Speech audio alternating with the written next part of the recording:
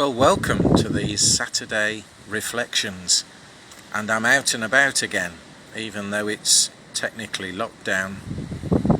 I don't think I'm breaking any rules, but we're never too sure as to how our freedoms affect our responsibilities, and that's what we're going to be thinking about today. But I wonder if you can spot where I am.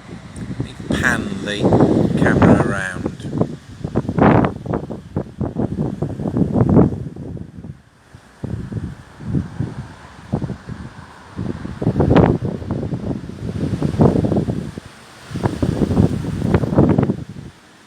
Yes, I'm sitting on the steps of Burnhope Chapel.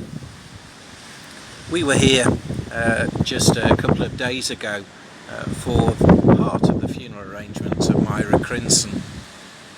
We gathered around on the grass at the side and in this car parking area as the hearse drew up.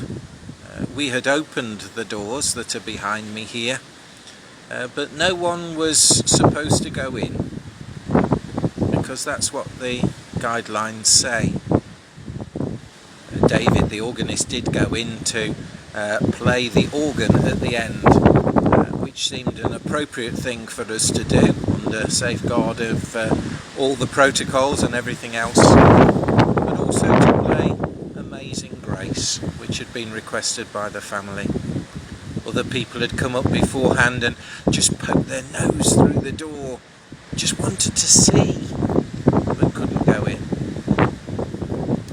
Amazing Grace was a good tune for us to listen to, because you will know that it speaks about the way in which someone is set free from all their wretchedness in the past. And it was written by John Newton, as you know, who had run away from what was an unloved and cruel childhood, gone to sea and actually become a slave trader.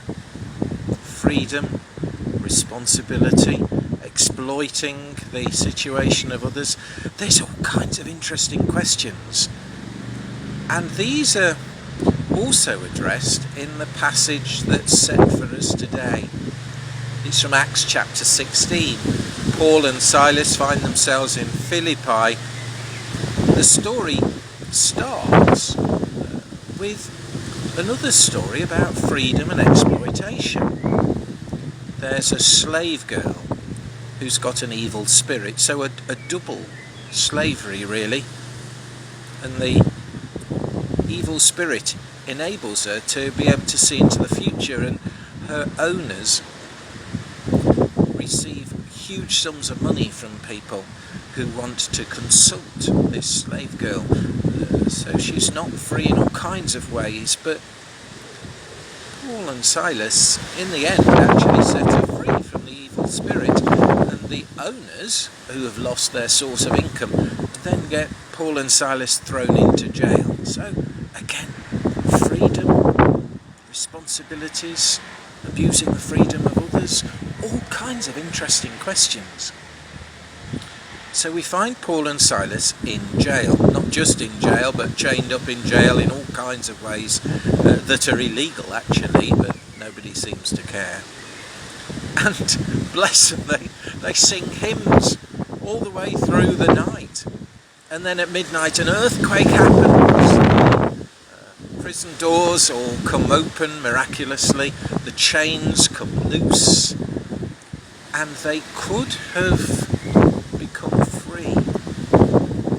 The jailer rushes out of his house at the earthquake, realises that the prison doors are all open, thinks that everybody will have escaped, and wants to kill himself because he knows that the authorities will want to kill him for not doing his job properly. Paul and Silas shout to him, "Don't do it. We're all here. All is well."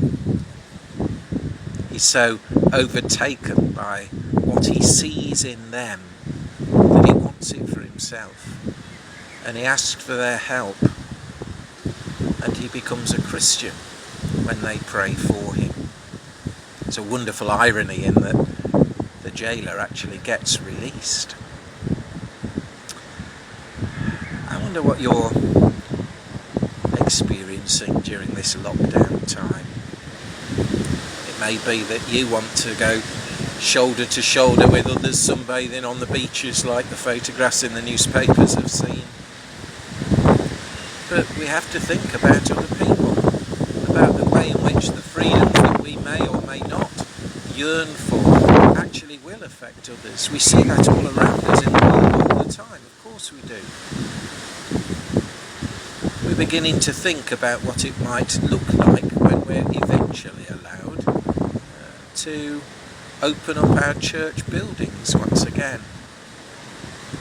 But just because we are free to do so does not mean that we will automatically knee-jerk into getting back to everything the way it was. We have to make sure that everybody is safe, and that what we can then do together is that which is safe for all, but also enabling us to fulfill all the yearnings within us to give our whole selves to God. So I plead with you to be patient along the way, but to remember that story of the jailer who was set free because he saw something in the followers of Jesus that he wanted to have for himself. Maybe it's the way we live that will have a deep influence on others. So stay safe, stay happy, and may God bless you with a sense of reassurance during this time.